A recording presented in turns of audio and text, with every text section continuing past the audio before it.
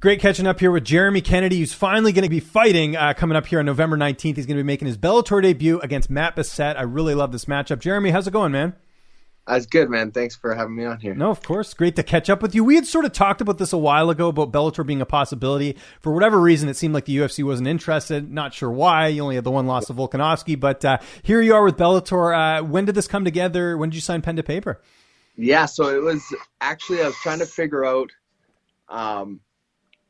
what my next step was, you know, after the whole PFL thing got canceled, and we didn't know, like, I didn't want to sit around for 18 months, 19 months by the time they started up again, and October being my last fight, you know, so I just talked to my manager, and we were able to actually get the release, which was nice. We didn't really dispute it or fight it or anything like that. And he's like, it's better, you know, we've got way more options. Bellator's interested, because I was always showing interest in Bellator. UFC was still an option as well, but just with they were signing everyone short notice, and I need a work visa for anything short notice in Vegas, even though I'm here and I'm training and all my medicals were up to date and everything like that. It's the process. So unless they were willing to sign me outright prior to booking me to a fight or anything like that, it wasn't really going to happen. And that's not really what they're doing. Mm-hmm. So,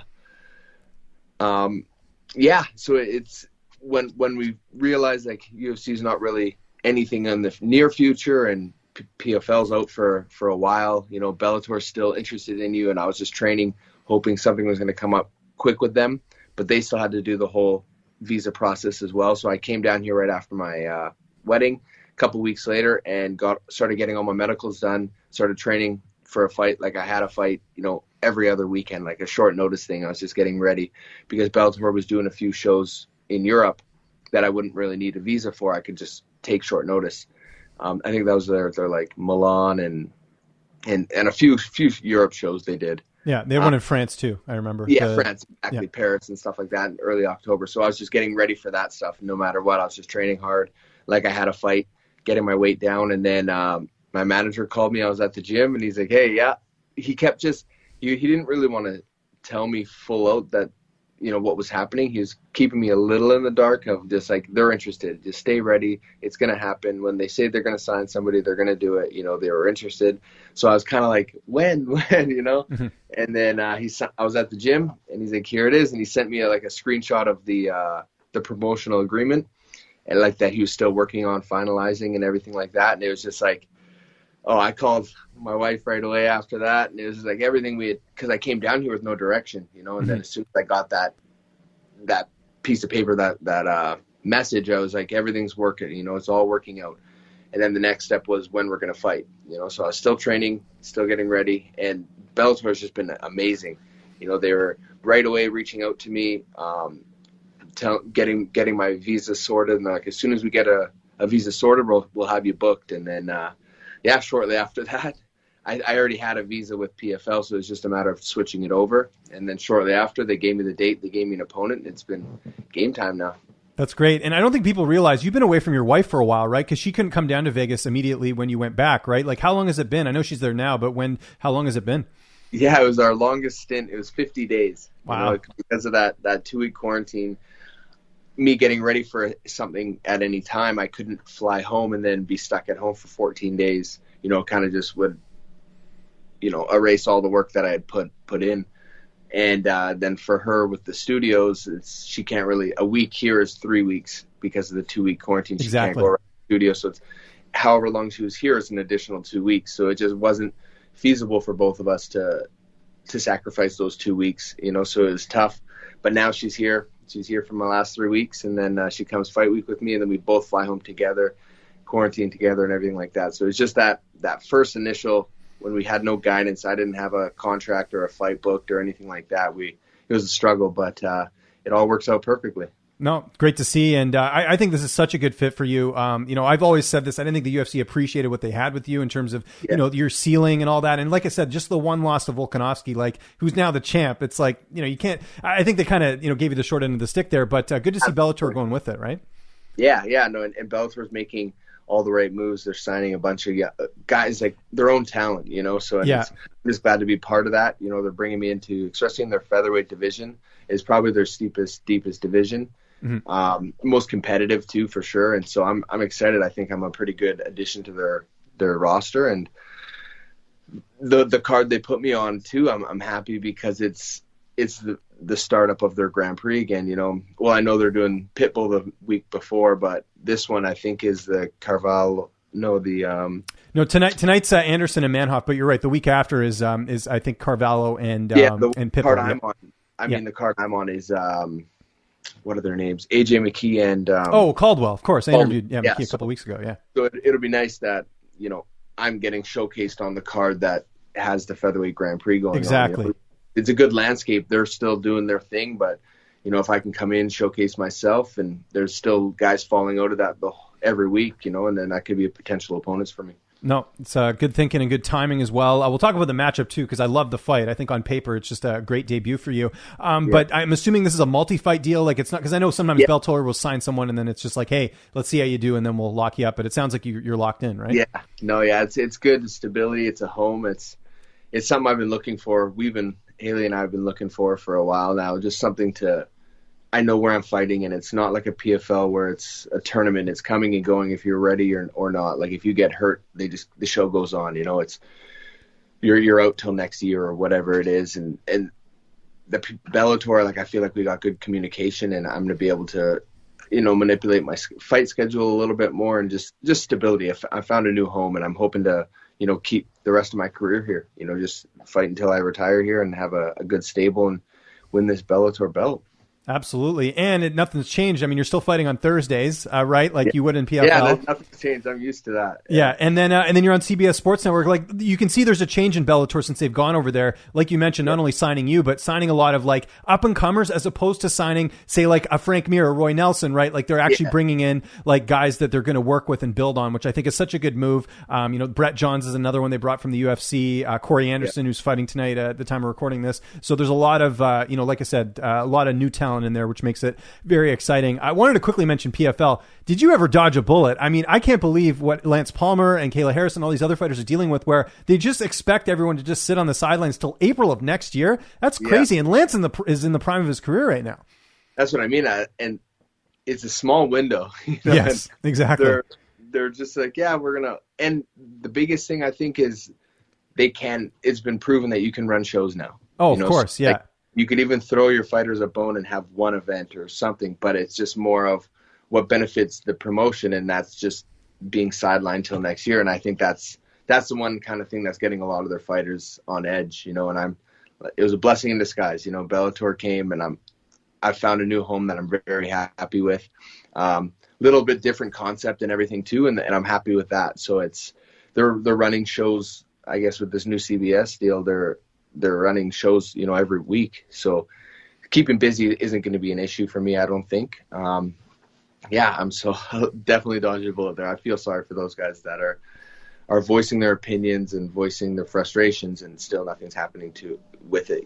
Some guys are okay with it, but obviously the ones that aren't, it sucks. Especially Lance, who's exactly in his prime. He's got momentum, and now you got to sit for a year and a half. That's tough. No, agree with that. Let's talk about Matt Bessette. I love this fight because this is a fight that probably would have taken place in the UFC anyways, with Bessette being kind of like an exciting guy and a veteran. Yeah. I know he's got, I think, double the fights that you do, but at the same time, you fought, tough guys like a Volkanovski. How do you look at this from a style perspective? I think it's a great matchup for me, man. It's a great fight for me to first fight in Bellator as well. I was looking actually at his record. He actually is 7-2 in Bellator. Like he fought along. I know it's different eras of Bellator, but that's where he started. That's where he made his name, was Bellator, and then before going to the UFC. Yeah, he's got exactly, and then CES too as well. He's a local guy there in Connecticut. So, I mean, I think he's a great fight. I think his weaknesses though are my strengths, and that's where the big difference in this fight's going to be. He's a gamer, but I just think that his holes, mostly that I watched in the UFC and everything as well. I watched all his fights. His holes are definitely my strengths. His cage wrestling, his wrestling in general, his grappling, bottom game, stuff like that, and his striking, he's good. He's durable. He throws a lot, lots of good movement and stuff like that. But I just think I'm going to be a bit better than him everywhere here. And I mentioned the double the fights, but he's also taken a lot of damage in his career. There's that fight he had with Kevin Kroom in CES, which was a great fight, but he did take a lot of damage in that one. He's taken some damage as well in some other fights, so that's another thing to consider. Because I think you got to think of his age too. You know, he's getting a bit up there, especially in our weight class. You know, 35 is the prime heavyweight, but you know when featherweight not so much. Yeah, featherweight. You know, you're starting to get to that age where I just think my youth, as well as my experience, is going to be too much for him. Like, he's got the experience, but I've had more fights in the UFC than he has. I've fought in PFL. I've done a fought all over the world, Brave, whatever, and I still have 18 fights professional as well. So I mean, his 30 some odd is experience, but I think my youth, I'm 28 years old, it's just going to be a little bit too much for him. My cardio, my pace, my physicality at 145. Especially with how long I've been training out here for. My weight's on point, and I think I'm the best. I know every fighter says the best shape of my life, right, but of course, fully on, like I can honestly say that just fit, like how I'm feeling, how I'm looking, everything, my weight, I'm eating what I want, and my weight is still falling off. Like, my body's just firing on all cylinders right now. It's not an issue if I have to count my carbs and calories and really diet down. It's just I'm eating what I want because I've been eating so good for 6 months, whatever, getting ready for stuff, that my body's just eating up whatever I'm putting into it, you know, and I'm firing on all cylinders. So I think that's going to be a big difference between us here, is just the age, the youth, the experience, and everything put in together. Training camp, I know you obviously work at the PI and at Extreme Couture. Who have been some of the main guys you've been working with? Because I know it can sometimes vary in terms of training partners. Yeah, so it was actually tough out here for my first month or so. I was training with the regular guys at Extreme. You know, Justin James was getting ready for his fight. Dan Ige was in the gym. You know, we had a lot of good 45ers, Julian Arosa and stuff like that. I don't want to miss anybody, but you know, the whole usual cast of characters, And then there was a bit of a COVID scare all through Vegas. You know, like, a lot of the gyms were closing down at 10th Planet that I do a lot of my jiu-jitsu with. Extreme was closed down, but it just worked out perfectly that management, Ali, was running his practices at the PI, and we were kind of just had our own little core group. You know, Alexander Almeida, Dan Ige, Islam came over here. Makhachev, nice. Yeah, so we had a group, in Magomedov, Maga, so Tiger, he's been a good training partner. Aljamain Sterling was in town for a while that we were getting a lot of work one-on-one on. So I've had a lot of good looks this whole time. And my circles kind of changed a few little times, but everywhere I went, I've been, you know, pushing, you know, either a hammer or a nail in the room, and it's good because I'm getting constantly pushed every session I go to, because there's so much good talent in Vegas. So I've had to kind of change on the fly, but everywhere I've gone, I've made sure I'm still in a perfect room to be getting better. And then now I'm back at Extreme, working with Eric, working with my guys there, and we're just kind of closing up camp. So I mean, the hard work's been done for the last 2 months. Now my weight's on point. I'm just kind of just getting my quick sessions in and recovering the body in between. And then relaxing with my wife now too. So it's nice. We're kind of just on cruise control here. Now, your corner, I found this interesting. I just talked to Dan Golkar this morning. I guess Dan can't make it down, but I know you guys are talking daily. So it's mainly going to be Eric. And then who else is going to be in the cage with you that night? So we haven't quite worked that out yet. Like, I'm just more so, Eric's all I need. You know, he's good. I'm in good hands. My wife is coming as well. So she has to be considered. Is she going to corner you like Sam Alvey's wife? Yeah. So she has to be considered a licensed corner, so she's another spot. Oh, she really is. So she might end up cornering you. No, she won't be in the back with us, though. Oh, okay. We're not ready for that. She'll just be hanging out at the hotel or something. That's a sign of a strong marriage if you have her in the corner. That's pretty good. So. No, but for her to be able to come, and she's as good as any coach fight week for me. She's better. You know, she's one of my. I need that for fight week. You know, quarantining in the room, making sure my diet's on point. You know, just helping me walk through some stuff, especially with the weight cut and everything like that. So she's a crucial part in it, but it's just when it comes to like game time in the back and whatever, that's just for me, my training part, my team. So she counts as one of them. It'll be Eric, her, and then now that Dan's out, I'm working on I need a body, a training partner, more so than a lead role. I need somebody to help grapple with, warm up with, cut the weight with.